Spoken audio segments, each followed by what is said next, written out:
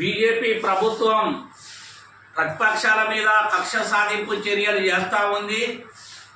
ఈడీలను ఉపయోగించి, సిబిఐలను ఉపయోగించి, ఐటీలను తమ జేబు సంస్థలాగా వాడుకొని ప్రతిపక్ష పార్టీల మీద దాడులు, దౌర్జన్యాలు ఇలాంటివన్నీ తీవ్రంగా చేసేటువంటి స్థితి కనపడతా ఉంది.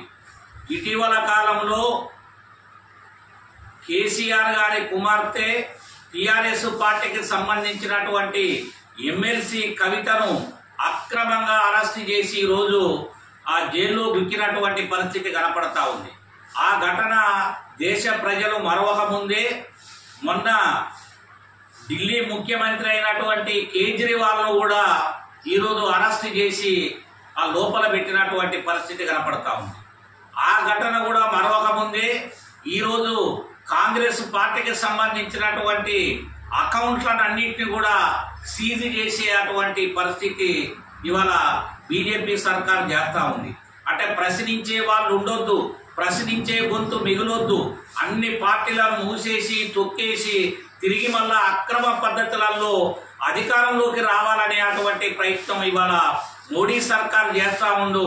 ఆ మోడీ చేసేటువంటి చర్యలకు ఇలా సిబిఐ కానీ, ఐటీలు కానీ ఇట్లాంటి వాళ్ళందరూ కూడా ఒత్తాస పలికేటువంటి చర్యలు చేస్తారో తప్ప ఇంకొకటి లేదు.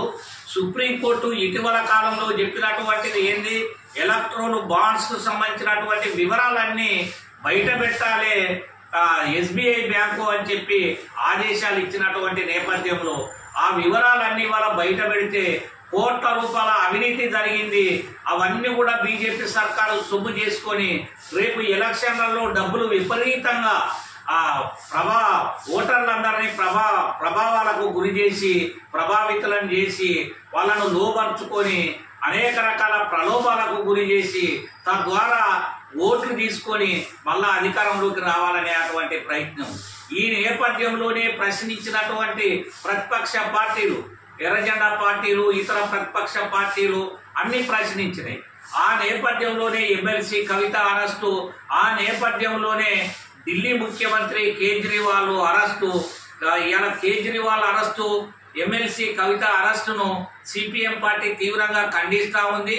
అదేవిధంగా కాంగ్రెస్ పార్టీ అకౌంట్ల మీద సీజ్ చేయటం అనేది, దాడులు చేయటం అనేది కూడా అత్యంత దుర్మార్గమైనటువంటి చర్య. రేపు ఎన్నికలు జరగబోతా ఉన్నాయి. ఈ ఎన్నికలు జరిగేటువంటి టైంలోనే ఇలా ఎక్కడెక్కడైతే ప్రతిపక్ష పార్టీ లీడర్లు ఉన్నారో వాళ్ళందరికీ వాళ్ళ మోక్షం లేకుండా, వాళ్ళు ఎదురు నిలబడకుండా వాళ్ళ గొంతులన్నీ నొక్కేసేటువంటి పని బీజేపీ సర్కార్ చేస్తూ ఉంది.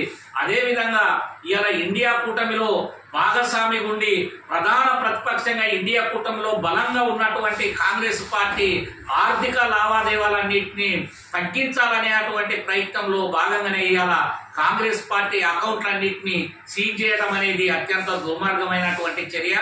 ప్రజలు, ప్రజాస్వామికవాదులు, మేధావులు, దేశంలో ఉండే అటువంటి బుద్ధిజీవులందరూ ఇలా బీజేపీ సర్కార్ అనుసరించే అటువంటి విధానాలని నిరసించాలి, బీజేపీని బొందబెట్టాలి. వచ్చే ఎన్నికలలో బీజేపీ ఒక్క సీటు కూడా గెలవకుండా ఇలా ఇండియా కూటమి జీతేగా, ఇండియా కూటమే గెలవబోతా ఉంది. ఇండియా కూటమికే ఆదరణ వస్తా ఉంది.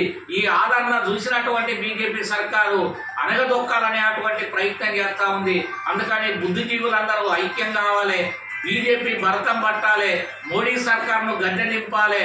అందుకోసం అందరూ ప్రయత్నం చేయాలని చెప్పి సిపిఎం పార్టీగా మేము విజ్ఞప్తి చేస్తాం.